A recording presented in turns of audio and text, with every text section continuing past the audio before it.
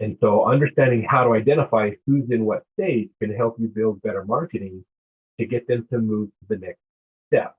People in the awareness phase, if you try to close them, they're not ready to close. They're not going to be where they need to be at that point. They're just the tire kickers. They're just still looking around them. So you probably don't want to spend a ton of time going after them directly.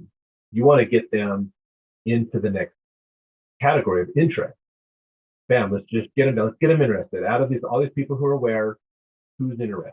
Okay, out of all those people who are interested, who is trying to do something about that? Who has that desire to solve that problem or fill that need now?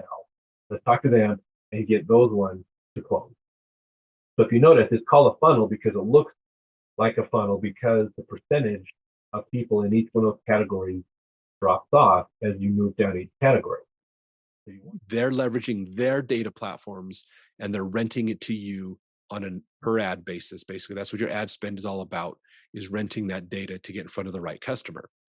So this kind of data is very prolific and is very out there, and most businesses rely on it to help them find their customers. The problem is this kind of data is becoming more expensive to access and harder to come by. Every year, it's getting more expensive and harder to deal with third-party data. That's why you want to have first-party data. This is the information about your customer that you own. You see, having good numbers, knowing your numbers can forecast problems before you get there. They are the early warning detection that is there to help you to make sure that you're going to get out of a problem, or if you're getting into a problem, to help you know you're heading that way so you can resolve it hopefully before it becomes a problem. They're also there to help you know if things are going well or not.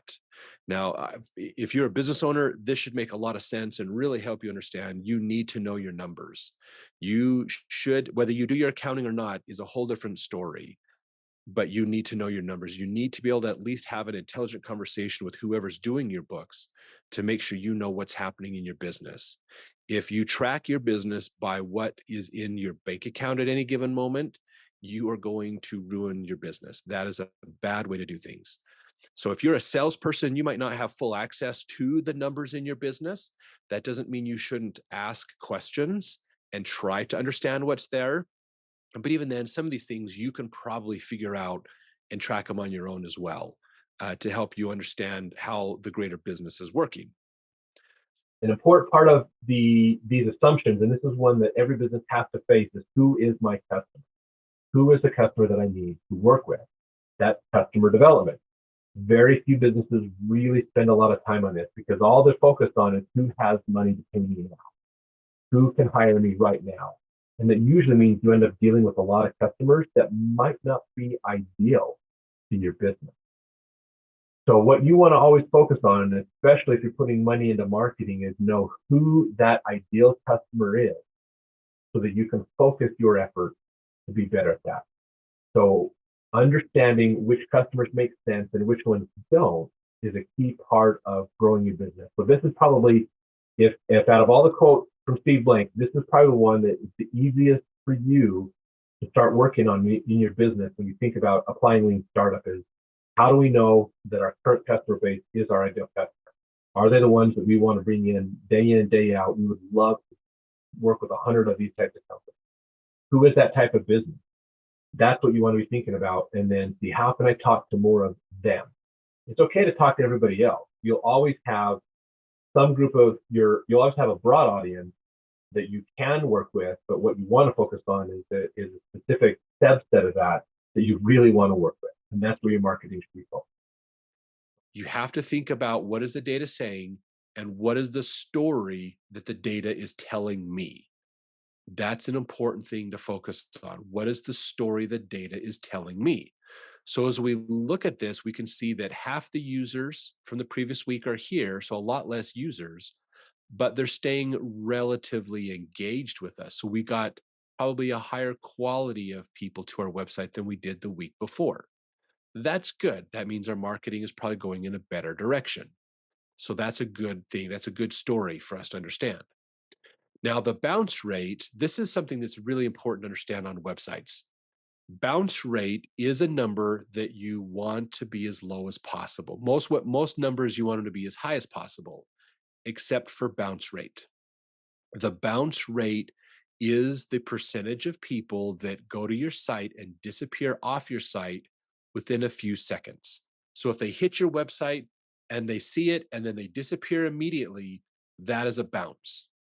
Okay, that is not a full session. That is not an event. That is just them disappearing. Now, you might think, why are people disappearing from my site so much? Now, this is another fun tool as well, Vance AI, and we actually use this one ourselves. It is a great tool. If you have a bunch of pictures that are just old pictures or low quality pictures, they're not really good or they're too small. This is a big one for content creators, like for social media and things. You'll get a bunch of pictures that are they're terrible. And you hate using them because they're just not good quality pictures. Well, Vance AI will actually allow you to upload the picture, say, I need to make it this size. I need it to be, crystal clear. I need it to do this or this or this, and it'll run it. It'll do it for you. It'll actually adjust the video, the pictures. It'll take the pictures and it will adjust them. So it's phenomenal how well it works at improving the quality of your images. So even if you have a bunch of crappy images with Vance AI, you can make them high quality images within minutes. It's really fast.